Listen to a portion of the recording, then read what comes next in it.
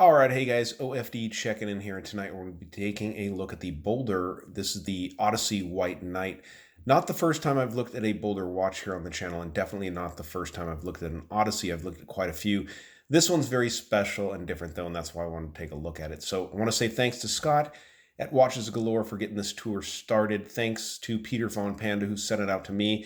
It's going to Marshall Time next, and then probably going to end up at Bob at Time to Go Travel on Timepieces. So very cool watch. Thanks to Boldr Supply for letting us take a look at it. So you guys right off might notice quite a bit of a difference in the overall look of this compared to a lot of other Odysseys. And that's because the White Knight is the only one with a ceramic bezel insert. If you know the Odyssey lineup, all the other ones have a very industrial bezel insert that's almost got like rivet heads in it and stuff. It's a great looking insert, but this one is definitely special on the White Knight. Everything else on the watch is pretty much the same, especially if you're talking the bronze models, but they do have the stainless steel and I do believe a titanium model of these available also.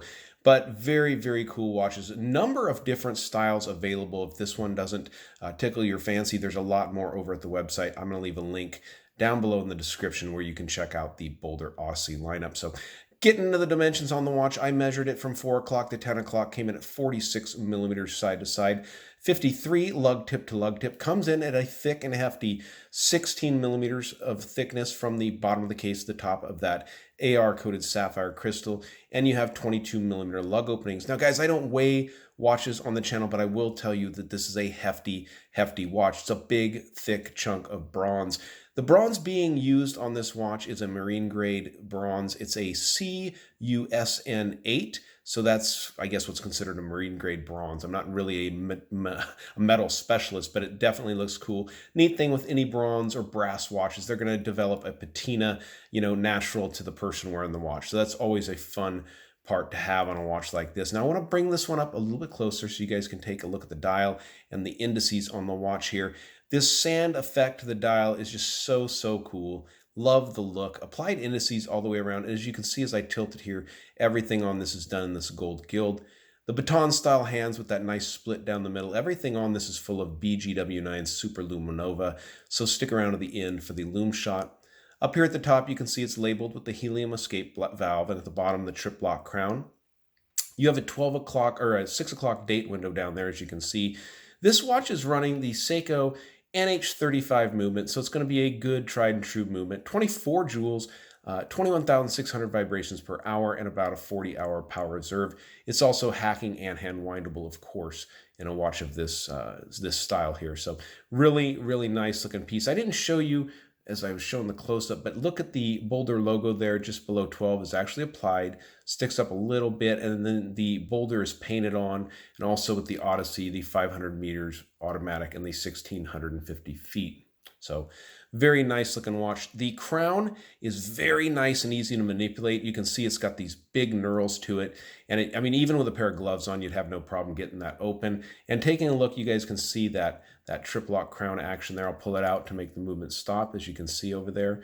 Push it in, get it started again for precision time setting. And it screws down super, super nice. What you would expect for a 500 meter dive watch. It says helium escape valve up there at the top, and as you guys can see here on the side of the case at 9 o'clock, you do have the helium escape valve. So very nicely done. All industrial shapes to this watch. No surprise in the Odyssey lineup. There's no soft edges on this watch whatsoever. It's very hard, sharp angles, and it really is a neat looking piece. Flipping it over, you can see, as usual on Boldr watches, a limited edition case back. It's a fully limited edition watch, but the case backs always have a limited print on them. They're not done on other styles of their watches. Boldr there engraved or embossed into the leather. A nice matching bronze buckle on the watch, and this is a nice high-grade hornween leather, so really, really nice. Probably want to change that up before you go diving to a nice rubber strap. So the bezel on the watch has great action, 120 click bezel. As it spins around there, everything locks in really, really good. So let's go ahead and pause the video here for just a second. Let's get this watch on my 7-inch wrist, and then we'll go out the Lume shot. So yes, the Boldr Odyssey is a big watch, but they wear impressively comfortable for their size. I have to tell you guys, I can't remember which model it was, but one of the stainless steel models, I wore it during the summertime, a hot summer, for quite a number of days in a row, and it became kind of a watch that I really fell in love with on the wrist. This bronze model is really, really comfortable. The bronze has some sort of a warmth to it. I notice when I wear a bronze watch, I really like the feel of that. So let's dim the lights and check out the lume on this watch. All right, so let's charge it up. It's funny, I shut off the lights so you guys can see it's got good lume because it's already glowing, but get it a little charge on it. Now the white knight here, this is limited to 100 pieces worldwide. So if you guys have any interest at all in this watch, I would suggest getting on over there to the Boldr Supply website and checking it out. So there you guys go, that BGW9 lume, that super bright, rich lume. And I think it's neat. You know, it's funny, when I got this watch, I expected the entire bezel insert to glow bright and stuff. I like the way they did this. I think it's neat that it's so bright and white all the time, but then it's a little more subdued with the lume. They've got the certain lumed specs or, you know, aspects to it, but not the whole bezel insert. It just looks great. So all right, guys, check out the link down below in the description where you can pick one of these up. Check out the links to the other YouTube channels that will be showing this watch on their channel or have shown it, and definitely go over there and subscribe, guys. You like the video, give me a thumbs up down there at the bottom. And if you've not subscribed to the OFD channel yet, please do. Please do. Thanks, guys.